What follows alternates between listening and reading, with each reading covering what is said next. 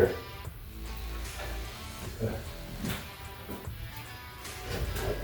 Yep. We're getting really close in valve cover spacing. In fact, when you look at it on the camera right here, it's way closer than I like, but there's plenty of room for the distributor here.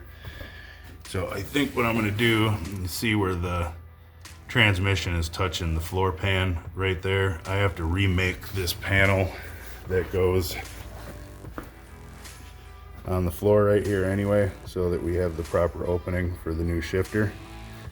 So right up front there where the kickboard comes down, I'm gonna open that up, make that more of a crescent, just curve it.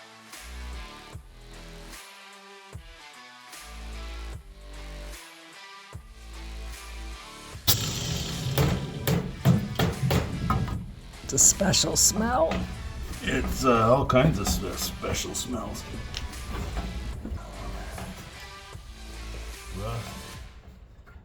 Ta-da! Ta-da! With enthusiasm. Ta-da! Ow. Okay, so I have the engine sitting right about where I want it. It's about 3/4 of an inch over to the passenger side. I measured from the front crank pulley to a couple good spots on the frame on each side to make sure that it is in square, which I think is perfect. I should have just enough room for valve covers, distributor, all of that to mount up in the back. These are the two top sections of the engine mounts. One section runs from the motor over to the frame, and then from the motor down lower on the frame, and that'll triangulate that, and we'll do the same on both sides. Get that welded up. That's where the motor will sit forever, and that means I can get the rest of this engine bay cleaned up, painted, make my firewall piece of sheet metal to cover this up, get all the wiring and the vintage air put in.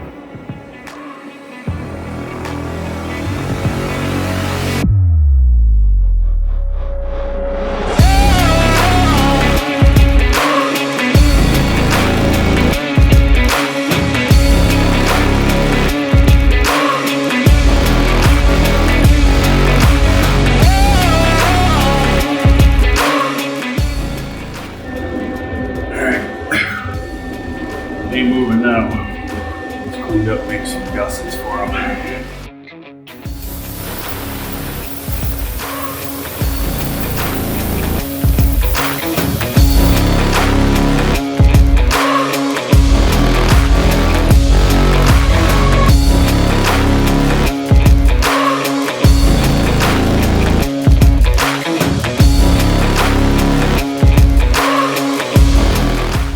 All right, Bender got my gussets all cut out. I welded them in, so motor mounts are all good, ready to go. This is all ready to be soft, cleaned up, sanded, repainted, and tomorrow I will deal with getting this firewall cut out and ready to go on there.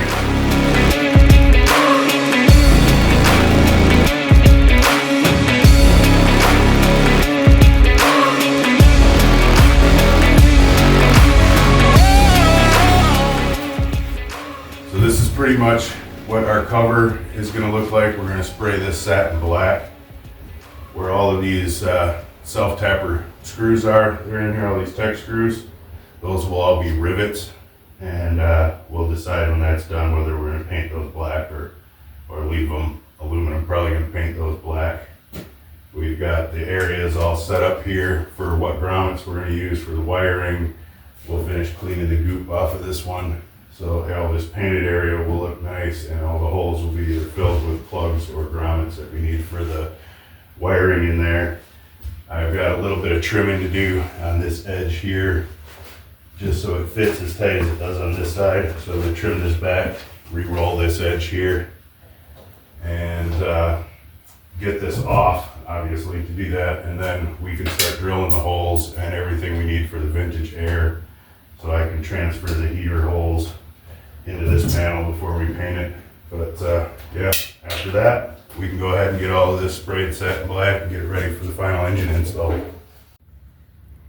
Amy is in here finishing gutting the dash because we are completely rewiring everything in here, so it's just going to be easier to daisy chain all these gauges and stuff outside of the car and rehook everything up. We've already got everything gutted over here on the glove box side. I think we're going to go ahead and pull the glove box door, and if there is a liner in there, get that out. Once that is ready to go, I have started unpacking all of the vintage air kit. This box right here, I've got the flexible hoses for inside the car sitting on top. But pretty much everything in this box I'm going to just leave alone right now. It's just the condenser and the lines and everything that we need to attach to the front of the radiator. So that'll be done after the engine goes in. Right now I want to center on this pile of parts, which is the directions, which are actually very useful so that we can hang the heater box up underneath the dash. So I'm going to get this stuff opened up and start reading the directions. All right, we got all the hoses routed through the firewall, coming out where they are supposed to be. I can go over here to my plate now, drill out these holes that I have marked on here, and that thing can be painted and go on. And all of this can be scuffed, taped off, ready, and painted so that this beast can finally go in for the last time.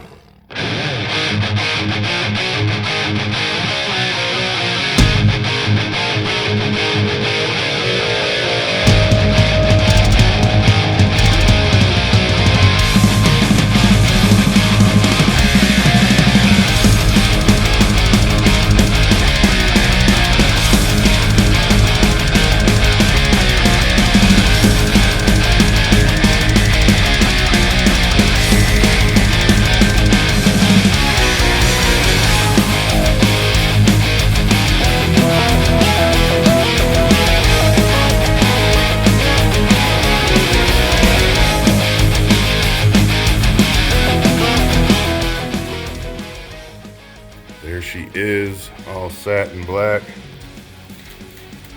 getting ready to unwrap. This is our version of an unboxing video.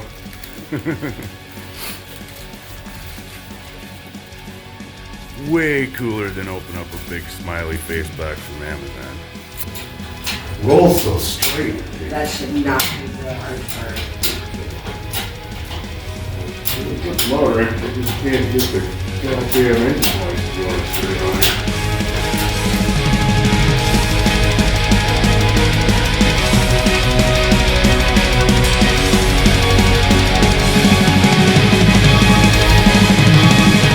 Alright, there she is in her forever home, like a glove. What the hell's going on back there?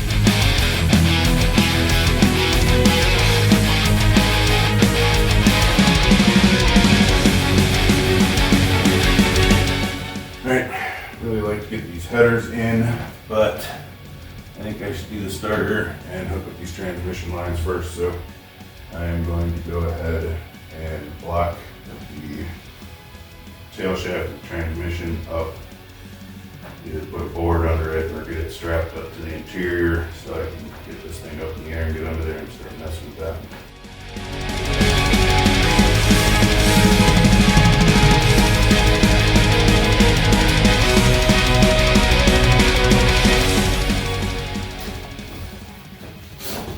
Alright, so the headers were definitely going to be an issue, not just with the steering, but the fact that the frame rails are actually it's just too skinny for the headers to fit down through. We could get some block header huggers in there, but I do have a really nice set of old school double hump manifolds, which I think will play really nice with this stock block. So those are getting cleaned up and blasted. I had to cut a little bracket off of them and clean them up a little. So we'll get those painted a nice satin black to match the water pump and AC compressor, all of that stuff. So I'm going to go ahead and jump in and get this intake and the dual quad setup put on here. That needs to go on before the valve covers, and we can get that and the distributor in here, actually get the top of this motor sealed up so I can quit worrying about any kind of dust or anything getting in here.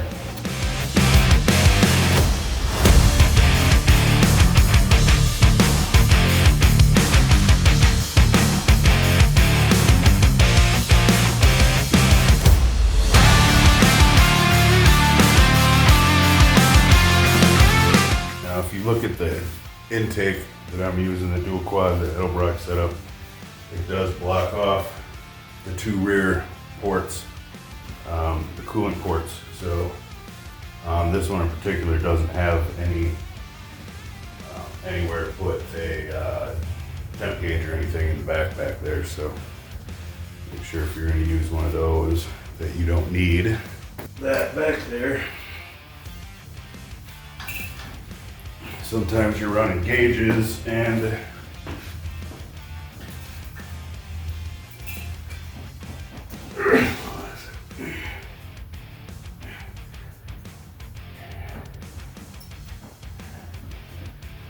sometimes you're running gauges and like an electric fan or something. So just a mental note, you're gonna have to find another place to put that.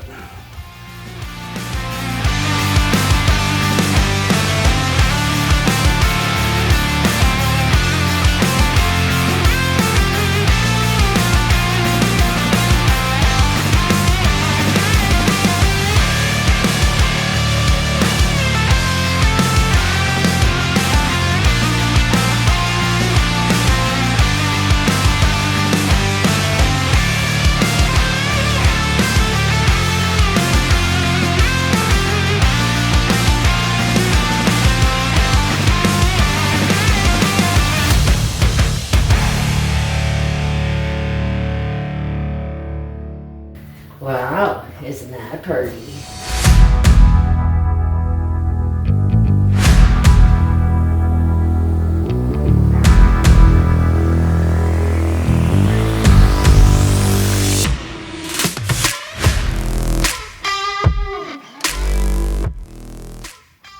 So as it goes in the car world, you fix one problem and it just moves on down the line for you real nicely. So this side is perfect. The double hump manifolds are gonna work perfect. It gives me lots of room around everything on this side. Drop that exhaust right down in front of the starter. It'll be great. Go over on this side. They fit freaking perfect. I got plenty of room for my brake pedal in the back. Drops right down, way clear of all the motor mounts. Everything is fantastic until you go to hook up the steering. So right exactly where that knuckle needs to go through is right where the collector on the manifold is. It's also where the collector is on most of the headers that I looked at.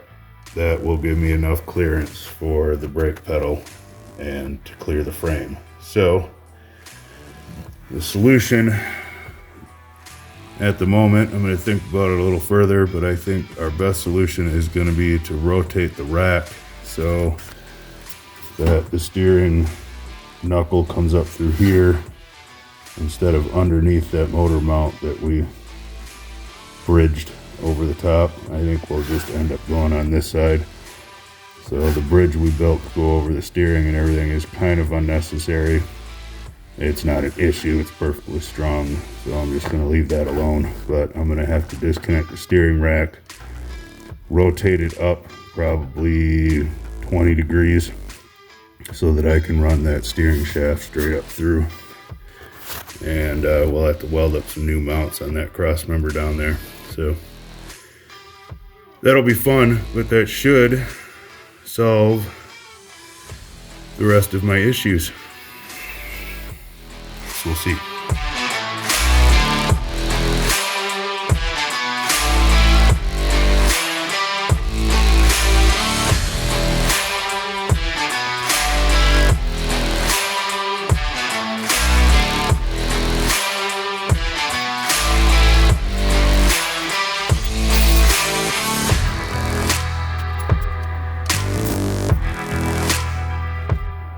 All right, so I moved the rack around.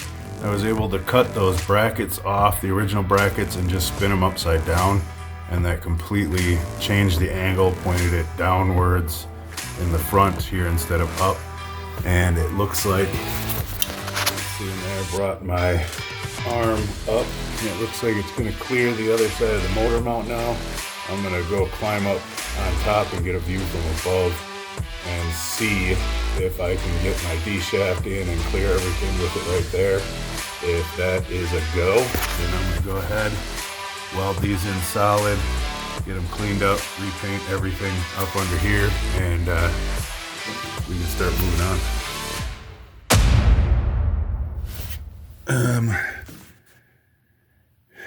It's not a straight shot yet.